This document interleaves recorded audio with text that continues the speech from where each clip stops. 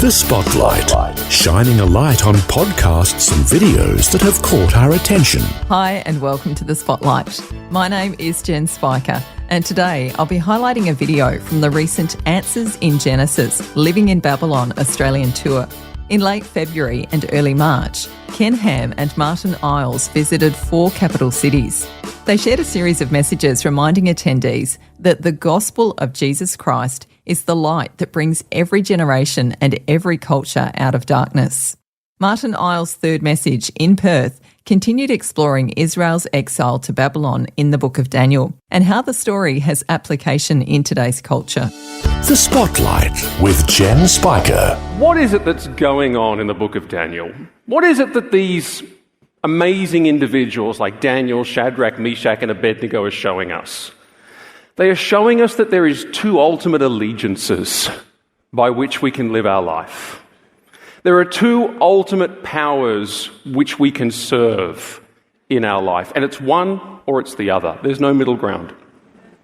And in Daniel chapter 7, we come across this reality that there are 2 ultimate powers at work over and within this world in which we are living.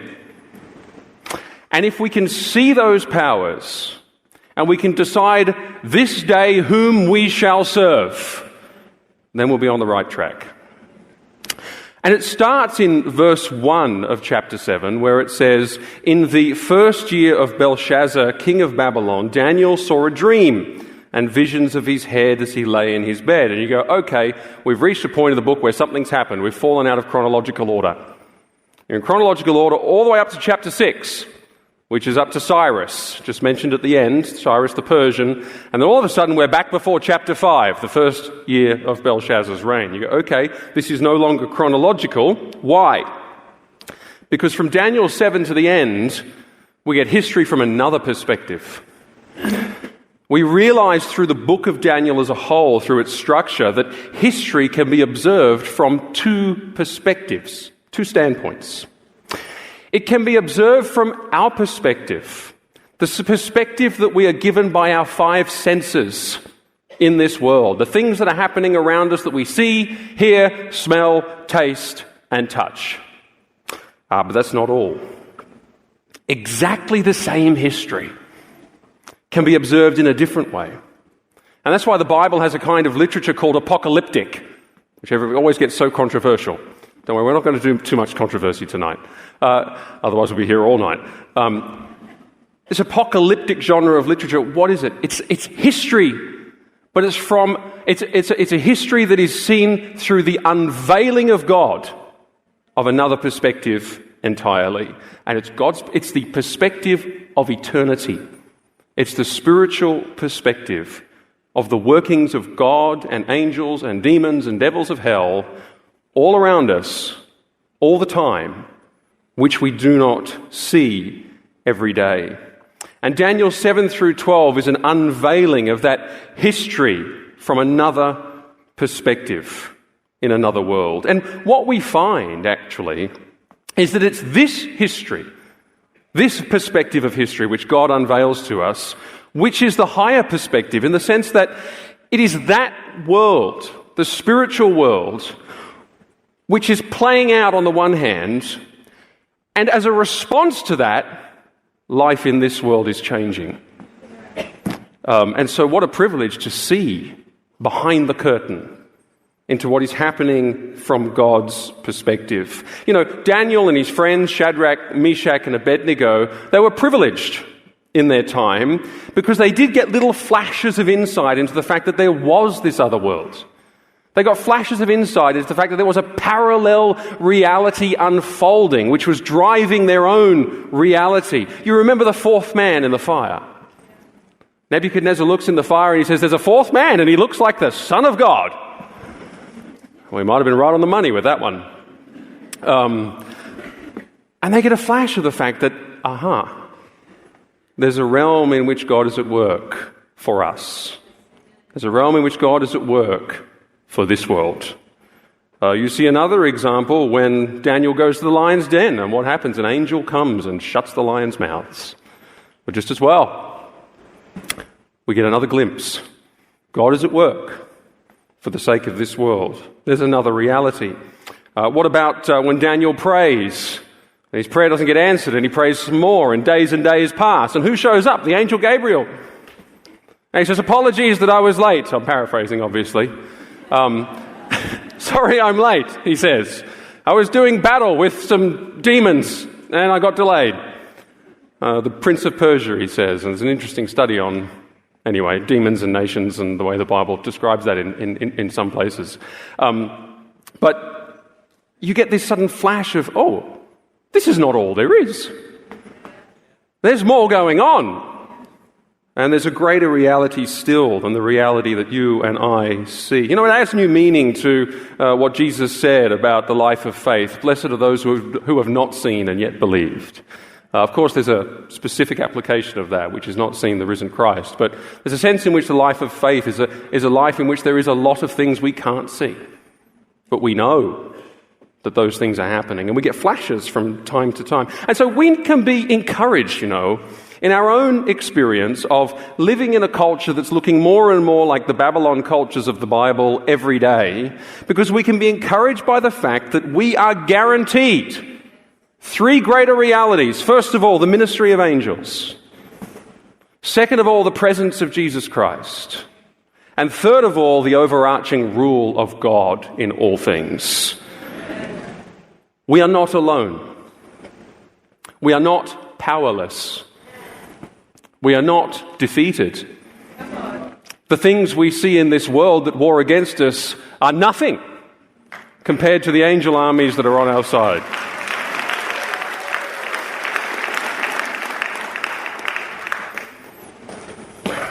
You know, this is why Daniel, Shadrach, Meshach, and Abednego knew that they were never alone when they did right.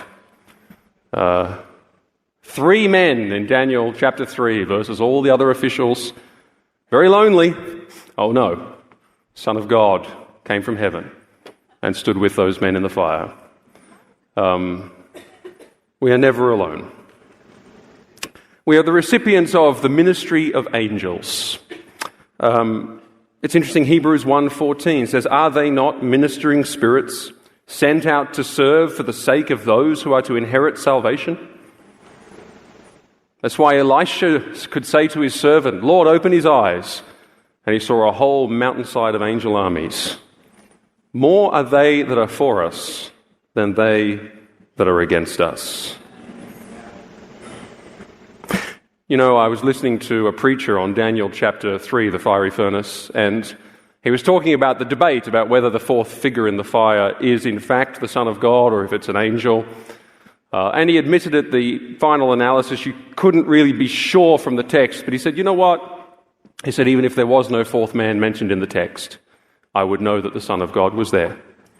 Because Jesus said, I am with you always, even unto the end of the age. And 1 plus Christ is a majority.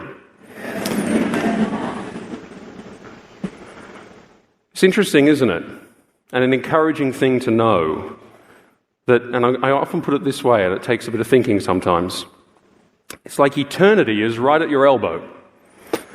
Eternity is right at the tip of your nose. There's another world. You know, if you had the eyes to see, like Elisha's servant, and you could see this room, you would see dreadful things and glorious things right here, right now. You know, there are people in this room whose hearts are being hardened, and there is a demon behind their chair. Do you know, I've actually been in situations where I've sensed that enormously. I was in a tragic circumstance once where I was out bushwalking and I came across a man who was suicidal, and he was trying to end his life. And I had to sit with him and talk with him, and it was quite extraordinary. I've reflected on this a lot. I talked to him for hours, and there was such a thick darkness. He was angry, he was brooding, he was resentful, saying terrible things, he was threatening, all this kind of thing. And it went on, and it went on, and it went on, and it went on, until suddenly, I was getting to the end of my tether. I was thinking, what am I going to do? Suddenly I started speaking to him about what the scriptures say about our sinfulness, because I'd run out of other things to challenge him with. And I thought, well, maybe I'll just go for the gospel. I'll go for broke. And so I did. I went for broke. I went with the gospel. And I started telling him about his sin. I started reciting the things he'd told me in the conversation, which showed that he was a person with a dark heart. And it was incredible. All of a sudden, the heaviness disappeared. It was like whatever was there ran away. And it suddenly occurred to me, there is a battle for this man's life right now. I am not alone. He is not alone on this hill. It was an extraordinary thing to experience, and I pray that for that man, that enlightenment, that work of God that happened was something that had permanent results. But you see, there is an unseen world, right? But the extraordinary thing is that whilst that unseen world has terrible things in it, but that unseen world also has extraordinary glory in it. And it's interesting, the scriptures say that that unseen world is something that is being ordered for the good of them that love Christ. He orders all things. How? In the unseen world. For the good of them that love Christ and are called according to his purpose. And you know, ever since I studied this, I've taken up the practice of thanking God for what he's doing for me that I can't see. What he's doing for me in a complex of forces that are beyond me. But I praise God that he is there. And it's interesting. It's so foolish, isn't it? People in this world think that they are in charge. People in this world think that they're the highest thing, the most powerful thing, all there is. And you know, I was in politics for a long time, and you go to the political centres, and I was saying in Brisbane, you go into the parliament houses of the world, into the secure areas, and people walk uncommonly tall in those areas, you know. They feel pretty good about themselves. They're one of the few that's made it to the place of power. And they think, yeah, I'm in charge. I'm all there is. All this is brought to nothing by the powers of God Almighty which lie in this other world. This is The Spotlight, and we've been hearing the beginning of Martyn Iles' message shared during the recent Answers in Genesis, Living in Babylon Australian tour. As Martyn says, eternity is right at the tip of your nose, and as we become aware of the spiritual battle raging in the spirit realm, our perspective is changed for the better. I'm Jen Spiker, and next time on The Spotlight, we'll hear more of the message that Martyn shared with a capacity crowd at the Perth Convention and Exhibition Centre. If you can't wait and want to watch Martyn's message in full, you can do that right now in the free Vision app. Just tap the Watch tab and scroll to the Living in Babylon Australian Tour channel for this and more talks from Martyn and Ken Ham. For more great podcasts and videos like the one featured today, check out vision.org.au or the free Vision app.